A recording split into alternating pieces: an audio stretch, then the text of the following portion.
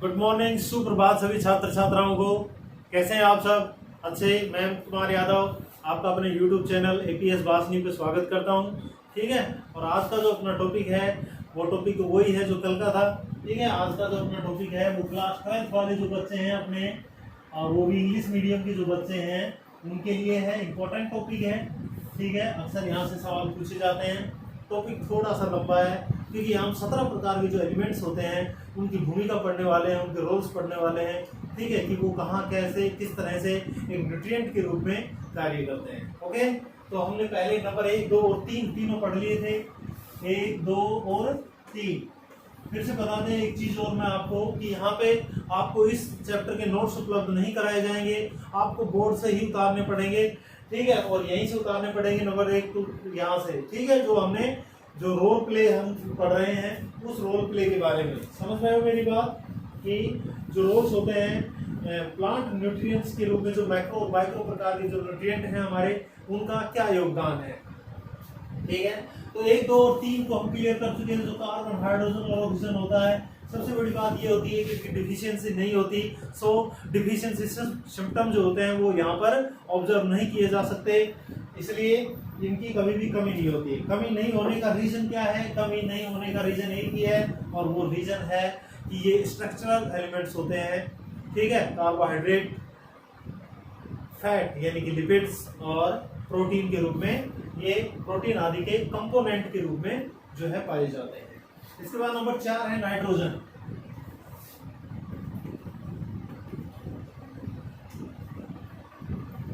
यानी कि N, nitrogen important है ये भी।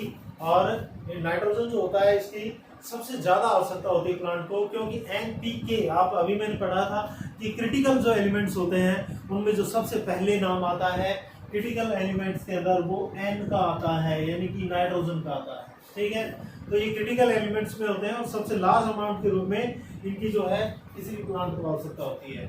समझ रहे हो मेरी बात को? ठीक है, तो लिखना शुरू कीजिए नाइट्रोजन के बारे में कि नाइट्रोजन क्या बलाय है। Nitrogen is the mineral elements which is required in greatest amount, यानी कि ये सबसे ज्यादा मात्रा में पाया जाता है।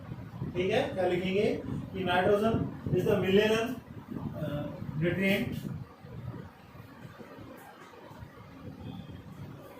नाइट्रोजन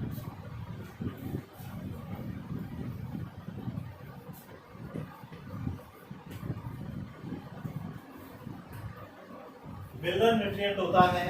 ठीक है, नाइट्रोजन जो होता है वो क्या होता है? मिनरल न्यूट्रिएंट होता है, और which is required in greatest amount, जिसकी आवश्यकता जो होती है, which is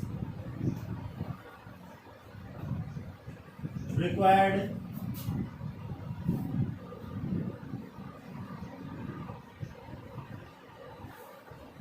in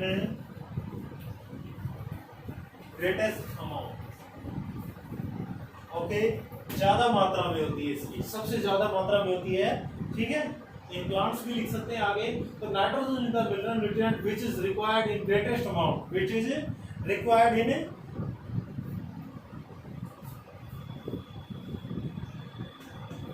greatest amount. सबसे ज्यादा मात्रा में जिस तत्व की आवश्यकता होती है डिस्टर्जेंट, वो क्या होता है? वो होता है nitrogen.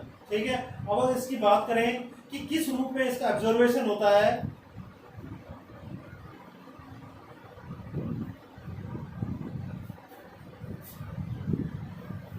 Next it is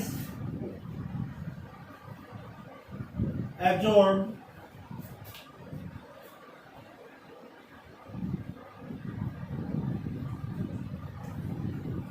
in form of nitrate.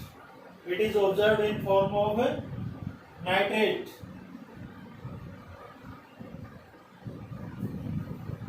It is observed, थोड़ा सा चेंज करके लिख लो इसको। It is observed from soil, from एक मिट्टी से ही हम बता रहे हैं, from soil in the form of, ऐसे लिख दो, in the form of, किस फॉर्म में? नाइट्रेट, यानी कि NO3 नाइट्रेट के रूप में होता है, sometime as nitrite, sometime as nitrite यानी कि NO2, ठीक है। किसके रूप में होता है? मोस्टली जो होता है, अगर हम क्या होता है, it is observe from soil, mostly और लिख सकते हैं यहाँ पे आप, ठीक है। यदि मोस्टली की बात करें कि ज्यादा मात्रा में जो होता है, it is observe by soil mostly in the form of nitrate, sometime as nitrite, ठीक है। मोस्टली किसके रूप में होता है? NO3 के रूप में होता है इसका ऑब्जर्वेशन मिट्टी से, और कभी कभी किस रूप में होता है? NO2 के रूप में। लेकिन एक एक्सेप्शन के रूप में, एक अपवाद के रूप में कभी कभी इसका NH4 यानी कि अमोनिया के रूप में भी क्या हो जाता है? ऑब्जर्वेशन हो जाता है। वो एक एक्सेप्शन हो जाता है, एक अपवाद हो जाता है, ठीक है। तो ये क्या है? ये तो एक्सेप्शन हो गया, ठीक है। एक्सेप्शन यानी कि अपवाद स्वरूप NH3 के रूप में। समटाइम किस रूप में होता है? समटाइम होता है वो होता है NO2 के रूप में, और मोस्टली जो होता है डियर स्टूडेंट वो किस रूप में होता है? NO3 के रूप में होता है। तो यहाँ प्रत्येक प्लांट जो भी एलिमेंट्स पढ़ेंगे उनके ऑब्जर्वेशन का तरीका जरूर पढ़ेंगे कि वो किस फॉर्म में ऑब्जर्व किया जाता है, ठीक है, पौधों के द्वारा। तो यहाँ पर हम देख रहे हैं नाइट्रोजन किस फॉर्म में हो रहा है? NO3 के रूप में, यानी कि नाइट्रेट किसके रूप में हो रहा है? नाइट्रेट के रूप में हो रहा है, ध्यान रखना, ठीक है। और कभी कभी नाइट्राइट के रूप में यानी कि NO2 के रूप में भी होता है ऑब्जर्वेशन इसका, ठीक है। तो ये चीज आप याद रखेंगे कि किस रूप में इसका वो होता है, फॉर्म के रूप में, किस रूप में, ठीक है। इसके अलावा अगर हम बात करें कि इसकी आवश्यकता कहाँ होती है,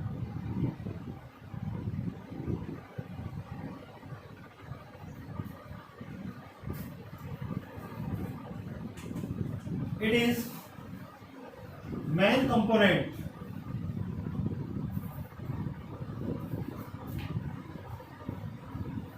of amino acid,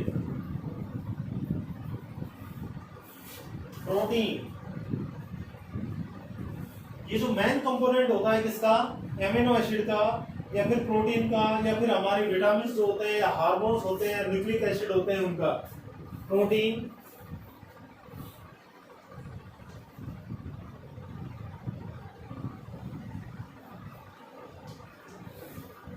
nucleic acid, hormones, ठीक है। मेन कंपोनेंट किनका होता है? ये अमीनो एसिड का हो सकता है, प्रोटीन का हो सकता है, न्यूक्लिक एसिड का, या हार्मोन्स का, या विटामिन भी लिख सकते हैं आप। इन सब का ये मेन कंपोनेंट होता है। तो इनका कार्य भी बड़ा गजब का हो सकता है। कार्य क्या काम का होगा? मेटाबॉलिज्म जो एक्टिविटीज होती हैं, ठीक है,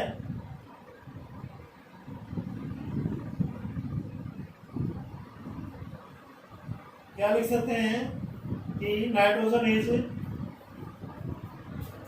दिखाई दे रहा, N2 is essentially needed in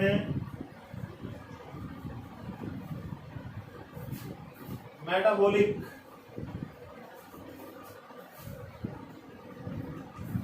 activities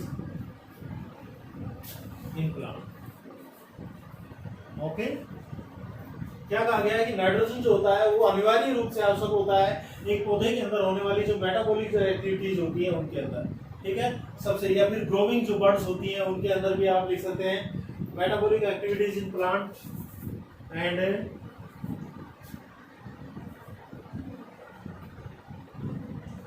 मेरिस्टेमिक part of,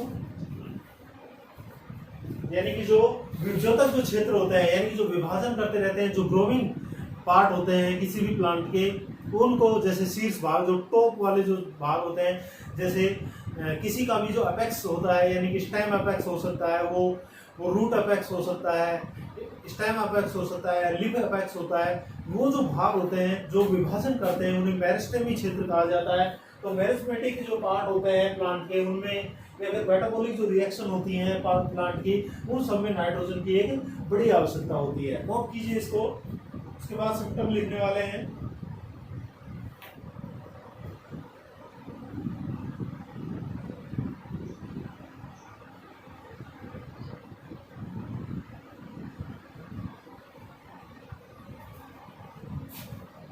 लिख लिया?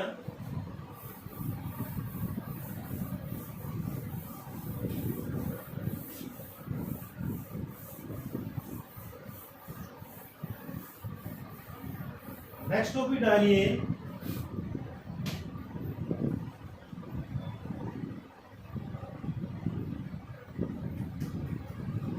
Deficiency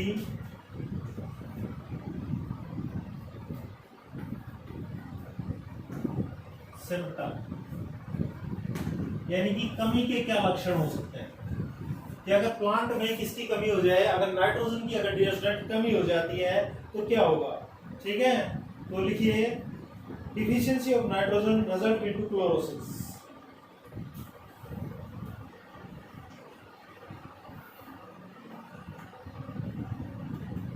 deficiency in nitrogen result किसके रूप में रिजल्ट निकलेगा, इनटू क्लोरोसिस। सब बड़ा इंपॉर्टेंट है क्लोरोसिस। ठीक है, deficiency nitrogen result into chlorosis, यानी कि अगर प्लांट के अंदर कमी हो जाती है किसकी, अगर प्लांट में अगर कमी हो जाती है नाइट्रोजन की, तो डियर स्टूडेंट जो सबसे बड़ा जो लक्षण जो सिम्पटम हमें दिखाई देता है प्लांट्स में, वो होता है क्लोरोसिस। ये एक डिजीज है, एक रोग है, लेकिन ये एक ऐसा रोग है जो किसी के कारण नहीं होता, सिर्फ कमी के कारण। अब बड़ी बात ये आती है कि हम इस क्लोरोसिस को कैसे समझें। डियर स्टूडेंट, क्लोरोसिस का मतलब क्या होता है। ठीक है, क्लोरोसिस का मतलब होता है, यहां पर मैं समझा देता हूं इसको, पहले इसको क्लियर कर लें। क्लोरोसिस हरिमहीनता, हिंदी में क्या कहते हैं इसको, हरिमहीनता। कहने का मतलब है कि पत्तियों का पीला पड़ जाना। क्या कहेंगे, पत्तियों का पीला पड़ जाना ही डियर स्टूडेंट क्या होता है, क्लोरोसिस होता है। और ऐसा क्यों होता है, तो ये बात समझने की है। क्लोरोसिस जो होता है वो डिग्रेडेशन हो जाता है, किसका, डिग्रेडेशन हो जाता है, पिगमेंट होता है जिसे हम क्या कहते हैं, क्या कौन सा पिगमेंट है, क्लोरोफिल। ठीक है, तो क्लोरोसिस का अगर रीजन पूछा जाए आप क्या बताएंगे, ड्यू टू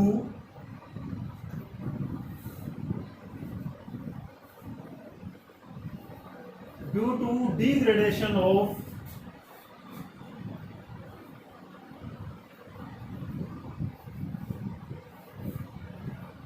क्लोरोफिल पिगमेंट। ठीक है, क्लोरोफिल पिगमेंट। अब मेरे से ये मत पूछना कि सर क्लोरोफिल क्या होता है। क्लोरोफिल एक पिगमेंट होता है जो ग्रीन जो कलर पत्तियों में होता है उसके लिए रेस्पॉन्सिबल होता है। ठीक है, ये एक पिगमेंट है। क्या है, पिगमेंट। बहुत सारे प्रकार के पिगमेंट होते हैं।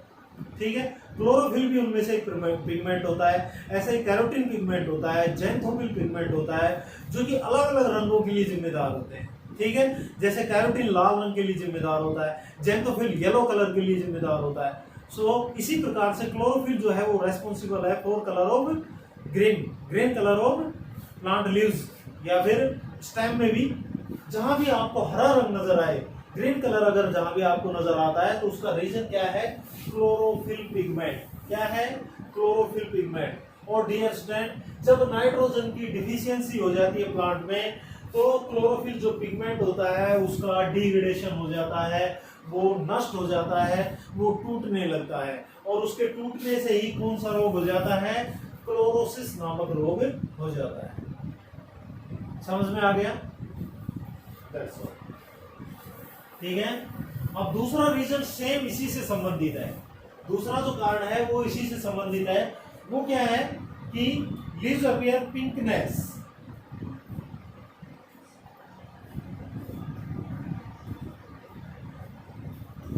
दूसरा क्या है,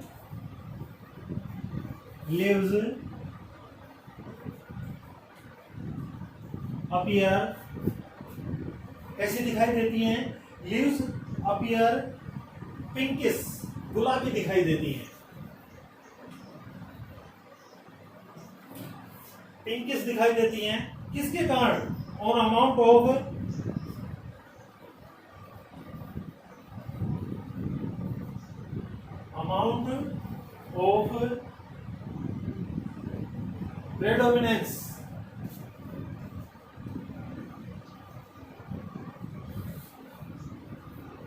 predominance of एंथोसाइनिन, ठीक है, किसके कारण, एंथोसाइनिन के कारण। ओके, क्या कहा गया है कि दूसरा जो सिम्टम नजर आता है नाइट्रोजन की, अगर आपको पहचान करनी है कि प्लांट में नाइट्रोजन की डिफिशियंसी है, तो वो कैसे करेंगे कि पत्तियां जो होती हैं डियर स्टूडेंट वो गुलाबी कलर की हो जाती हैं, और इसका रीजन क्या है, on amount of predominance of anthocyanin. ये एंथोसाइनिन भी क्या है, एक पिगमेंट है, क्या है, एक पिगमेंट होता है डियर स्टूडेंट। और ये एंथोसाइनिन जो पिगमेंट होता है ये ज्यादातर जो होता है जीवाणुओं वगैरह में पाया जाता है, लेकिन यहाँ पर ये सुप्त कैसा होता है, डोमिनेंट होता है, सुप्त अवस्था में होता है, लेकिन जैसे ही किसकी कमी होती है, क्लोरोफिल की डिफिशियंसी हो जाती है, due to degradation of chlorophyll, chlorophyll के टूटने के कारण लीव्स अपीयर थिकनेस। ठीक है, इसका अगर आपसे पूछा जाए कि ऐसा क्या कारण होता है कि नाइट्रोजन की कमी से पत्तियां जो होती हैं वो गुलाबी दिखाई देती हैं, तो आप क्या बताएंगे कि गुलाबी क्यों दिखाई दे रही हैं, गुलाबी दे रही है due to degradation of chlorophyll pigment, leaves appear pinkness. कैसे दिखाई देती हैं, पिंकिश दिखाई देती है, गुलाबी दिखाई देती है।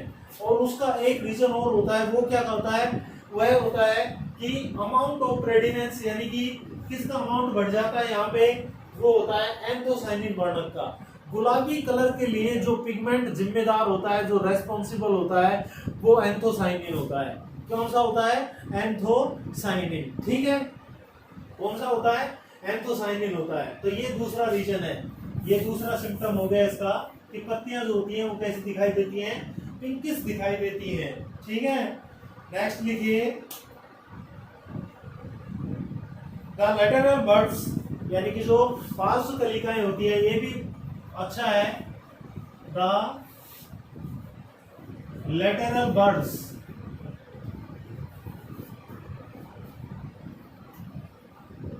बिकम डोर्मिनेंट।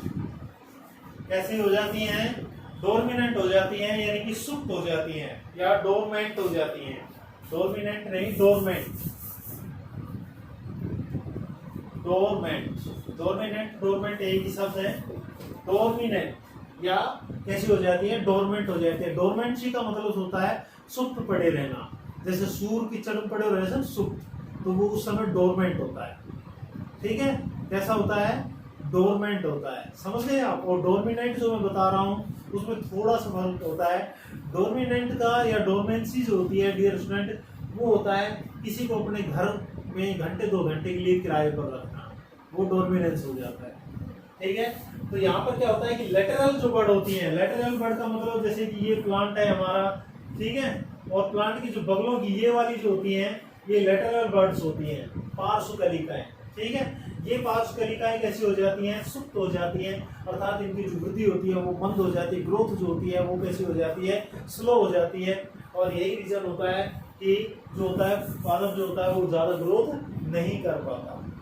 ठीक है, तो ये इसकी डिफिशियंसी सिम्टम है, फटाफट नोट कर लीजिए इनको।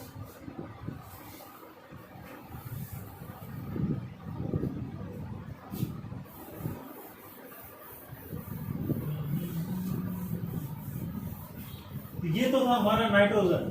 ठीक है, अब अगर हम बात करें नाइट्रोजन के अलावा दूसरे की, तो डियर स्टूडेंट जो दूसरा है नाइट्रोजन के बाद वो है फॉस्फोरस। क्या है,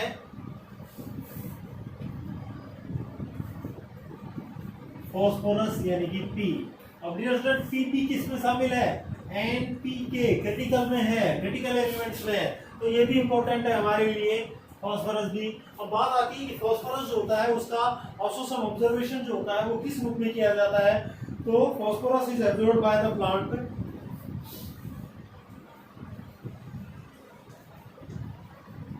phosphorus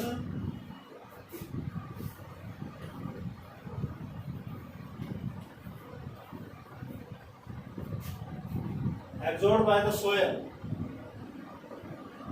absorbed by the plant from soil,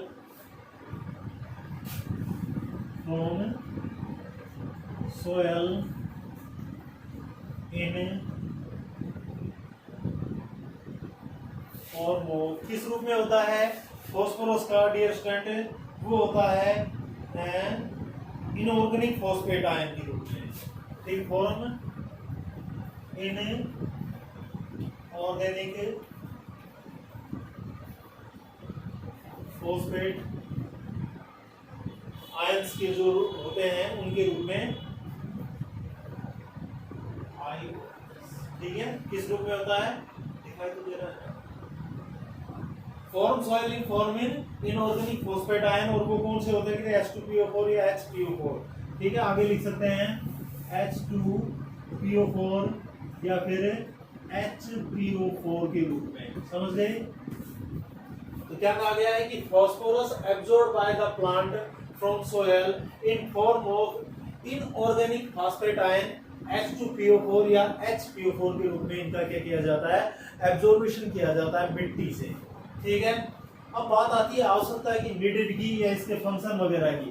ये जो फॉस्फोरस है फॉर्म इनऑर्गेनिक के रूप में होता है लेकिन कार्य ऑर्गेनिक के रूप में करता है, ये भी एक बड़ी बात होती है, ठीक है। अगर ट्रांसपोर्टेशन की बात करें इसके, तो डियर स्टूडेंट ट्रांसपोर्ट जो होता है वो इनऑर्गेनिक फॉर्म में होता है, ठीक है। अब हम बात करते हैं कि ये काम क्या करता है, तो dear student normally phosphorus is main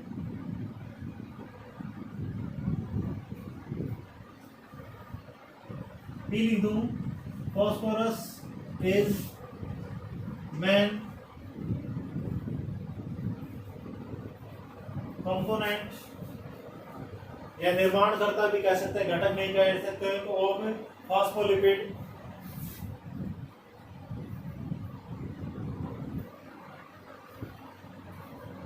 phospholipids coenzyme A, ठीक है, कोएंजाइम ए जिसे हम NADP कहते हैं, NAD कहते हैं, तो main component of phospholipid coenzyme जो होते हैं NAD व NADP होते हैं, ये ध्यान रखना, ठीक है।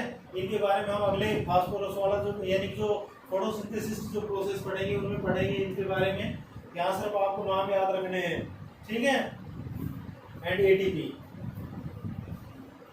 एंड ATP, ठीक है।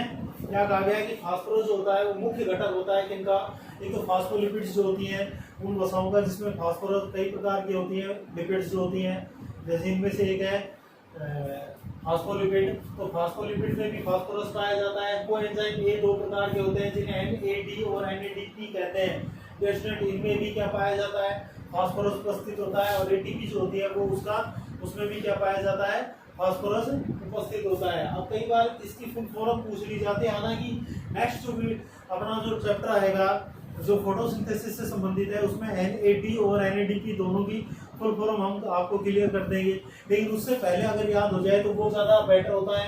NAD और NADP की अगर फुल फॉर्म की बात करें तो इनकी फुल फॉर्म कहीं भी लिख लेना बाय जाए, NADP की लिख देता हूँ, उसमें दोनों की आ जाएगी निकोटिनामाइन, N से क्या बन गया निकोटिनामाइन, A से एडेनिन,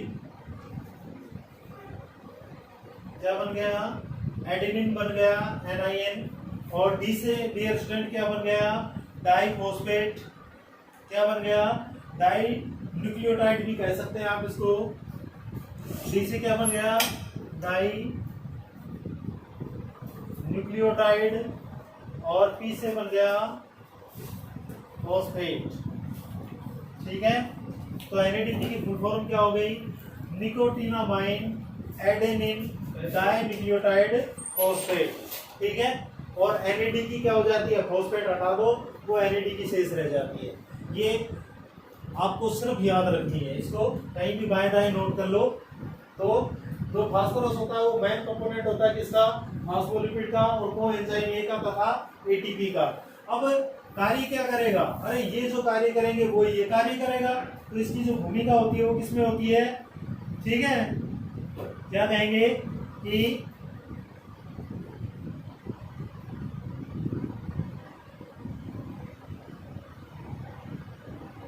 इन्हीं से संबंधित वो भी कार्य इन्हीं का हो जाएगा। NADP, ठीक है, एंड ATP आर रिक्वायर्ड। ये तीनों किसमें आवश्यक होते हैं? ये तीनों डियर स्टूडेंट आवश्यक होते हैं रिक्वायर्ड इन ऑक्सीडेशन रिडक्शन या ऑक्सीडेशन रिडक्शन रिएक्शन में। इन ऑक्सीडेशन रिडक्शन रिएक्शन, जो ऑक्सीकरण जो अपचयन जो अभिक्रियाएं होती है उनमें ये मददगार करते हैं। और साथ ही साथ इनकी जो तो NAD, NADP and ADP are required in oxidation reduction reaction and photosynthesis process। and किसमें? photosynthesis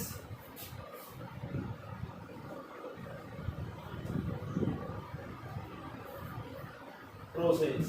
ठीक है, जो फोटोसिंथेसिस की जो प्रोसेस होती है उनमें, और जो प्लांट के अंदर होने वाली जो ऑक्सीडेशन की या फिर रिडक्शन की जो प्रोसेस होती है उनके अंदर NADP और NADP और ATP का क्या किया जाता है? यूज किया जाता है, उनकी आवश्यकता होती है। तो फास्फोरस की भी आवश्यकता यही होगी। फटाफट नोट कर लीजिए इसको, उसके बाद सिम्टम लिखवाएंगे इसके।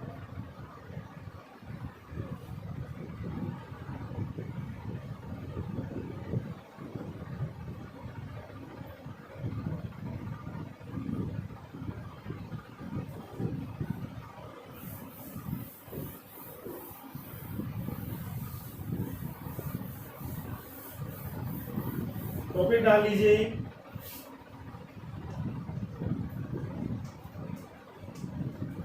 डिफिशियंसी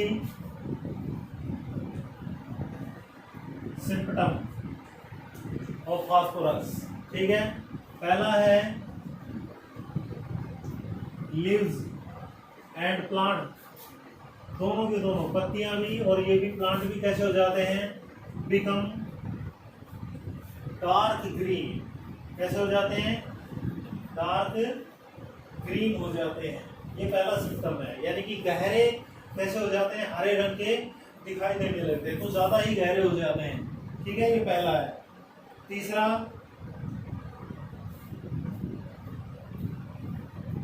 दूसरा, स्टेम एंड लीव्स शो, यानी कि स्टेम और जो लीव्स यानी कि जो पत्तियां होती हैं, show anthocyanin pigmentation, show anthocyanin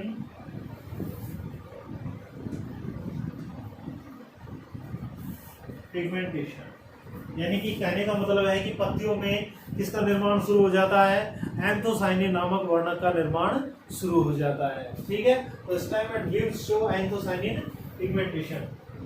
okay, next जो है एक दूसरे से संबंधित है, ध्यान रखना। और अगला जो होता है वो लीव्स बिकम डिस्टोर्टेड हो जाती हैं। लीव्स बिकम डिस्टोर्टेड का मतलब होता है विकृत हो जाना। कैसे हो जाती हैं? टुटी मुड़ी हो जाती हैं। जो उनका वास्तविक जो साइज और शेप होता है वो क्या हो जाता है? बिगड़ जाता है। ठीक है, उनकी जो स्ट्रक्चर होती है या उनकी जो अल्ट्रा स्ट्रक्चर होती है उसके अंदर क्या हो जाती है? गड़बड़ी आ जाती है। और इस अल्ट्रा स्ट्रक्चर के अंदर जो गड़बड़ी होती है डिस्टेंट, इसे हम क्या कहते हैं? डिस्टोर्सिंग कहते हैं, यानी कि डिस्टोर्टेड होना, यानी कि विकृत हो जाना। तो पत्तियां कैसी हो जाती हैं? डिस्टोर्टेड हो जाती हैं, विकृत हो जाती हैं। ठीक है। और नेक्स्ट है एक्टिविटी ऑफ कैम्बियम। कैम्बियम के बारे में आप जानते हैं। नंबर 4 अगर हम लिखें तो क्या लिखेंगे? Activity of cambium. ठीक है। कमेंट करके आपको मेरे को ये बताना है कि कैम्बियम क्या है। मैं आपको बता चुका हूँ, जितने बच्चे बताएं उनके लिए क्लिपिंग होगी अगली क्लास के अंदर। ठीक है, उनका नाम लिया जाएगा, मेरी तरफ से एक पेन भी गिफ्ट किया जाएगा जो ये बताएगा कि कैम्बियम क्या है, व्हाट इज कैम्बियम। ठीक है, या मैं नहीं बताऊंगा, या आपको मेरे को बताना है कि कैम्बियम जो है वो क्या है। ठीक है, तो यहाँ पर क्या है, एक्टिविटी ऑफ कैम्बियम जो होती है वो कैसी हो जाती है? इज सप्रेस्ड हो जाती है, यानी कि कम हो जाती है। इज सप्रेस्ड, यानी कि सक्रियता जो होती है, activity of cambium is suppressed. Suppressed का मतलब होता है सक्रियता में कमी। हिंदी में बोले तो क्या कहेंगे? इसकी जो सक्रियता होती है, सक्रियता में कमी हो जाती है। ठीक है, तो activity of cambium is suppressed. Question आपके लिए क्या है? डियर स्टूडेंट, क्वेश्चन है आपके लिए, आपको बताना है कि कैम्बियम क्या है। आज के वीडियो में हमने नाइट्रोजन और फास्फोरस को कंप्लीट किया, उसके जो सिम्टम है उनको पढ़ा है हमने, और उसकी जो नीडेड होती है, रिक्वायर्ड जो होती है वो प्लांट को क्यों और किन एक्टिविटीज में होती है, इसे हम पढ़ा है। ठीक है, इसे आप नोट कर लेना बोर्ड से, और मिलते हैं नेक्स्ट वीडियो में। तब तक के लिए खुश रहिए, मुस्कुराते रहिए। Goodbye, have a nice day.